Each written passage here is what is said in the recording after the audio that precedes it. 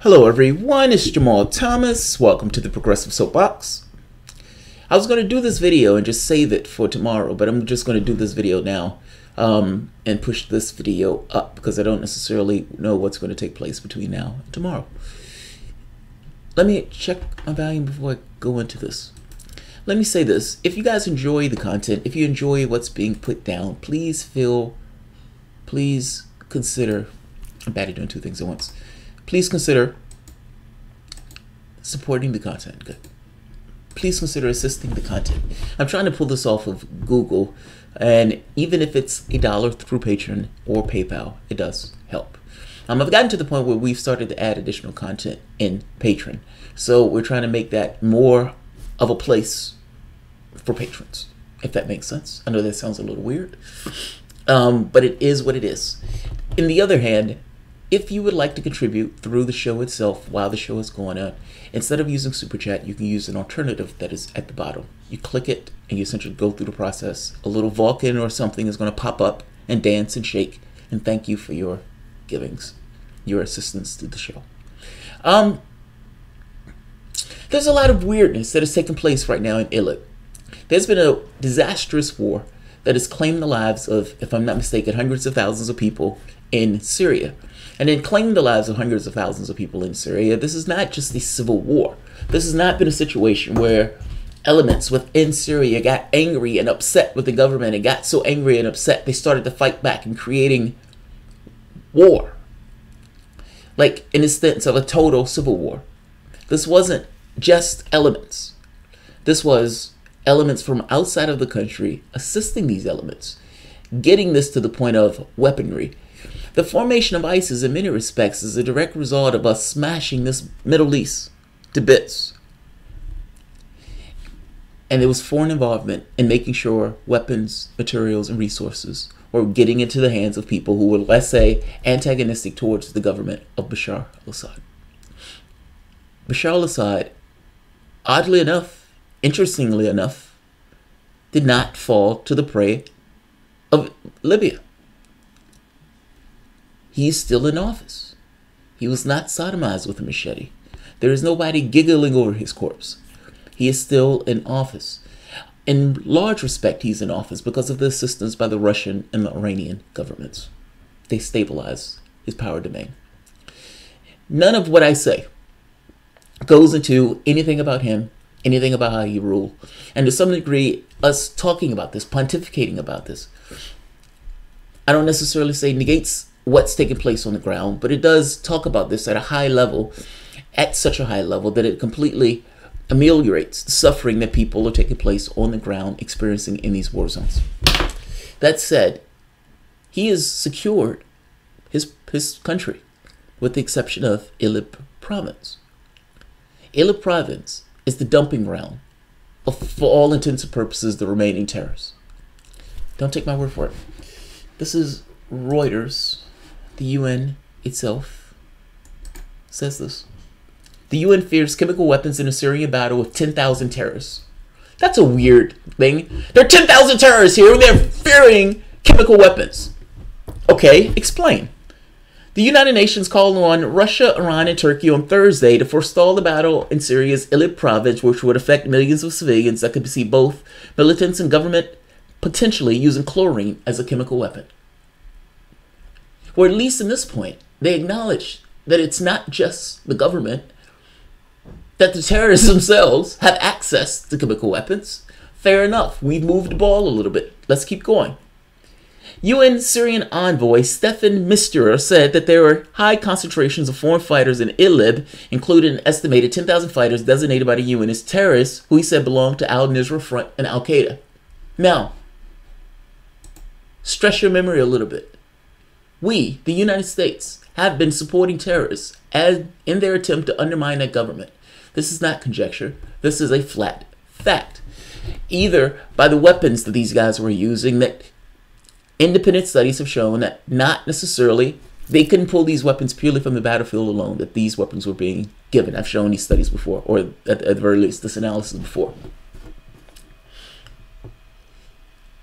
And beyond that, you've had it even on Fox News. I've even shown that. where the guy on Fox News said that they were giving weapons to ISIS because these guys had to get from point A to point B. The CIA was spreading money all around in order to take down the government. It was the stated policy of the United States to take down Bashar al-Assad. And the wild part about it is everybody knew it. Everybody knew it. Tulsi Gabbard comes back and says, look, they're saying we don't like the terrorists. They're rapists. They're killers. They're cutting off heads. We don't like the fact that you're supporting terrorists. Stop supporting terrorists. This, in and of itself, should have been a mind-blowing sentiment. The United States government that pushes for freedom and justice in an American way is out there, outright, full-throatedly supporting terrorists. This wasn't enough to shock the shit out of the media. They still carried on this charade. We're in this ridiculous situation right now where the United States is sending threats over to Syria about its own territory. And in sending threats to Syria of its own territory, it is essentially sending threats in an area that's inhabited by 10,000 terrorists, many of which I suspect we've probably assisted and given resources to.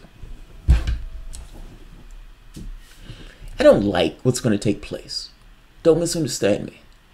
But this is a war that's taken over hundreds of thousands of lives. And if you look back at the wars in the past, whether you want to talk about World War I, World War II, look back at the callousness by which the people who were prosecuting those wars ended up within a few months after prosecuting those wars. The behavior is no different. It's a war. Look, I want to show you something, though. Nikki Haley is apparently a goddamn psychic. You don't believe me? Listen to this. We want to continue to go the route of taking over Syria. They can do that, but they cannot do it with chemical weapons. They can't. If they want to go the route of taking over Syria, it's their country. It's their country. Of course they can take over Syria because it's their country. Of all the people that have any level of justification to be there, the United States is not on that list. Bashar al-Assad has welcomed Russian President Vladimir Putin into his country. They have come to some cooperative agreement that have brought them together militarily, just like the United States would be in a cooperative agreement with some other country militarily. There is no difference in that regard. The only difference being that one is the United States, the other is Russia. And we have a certain disposition for things that relate to us. And you can say a different standard for somebody else.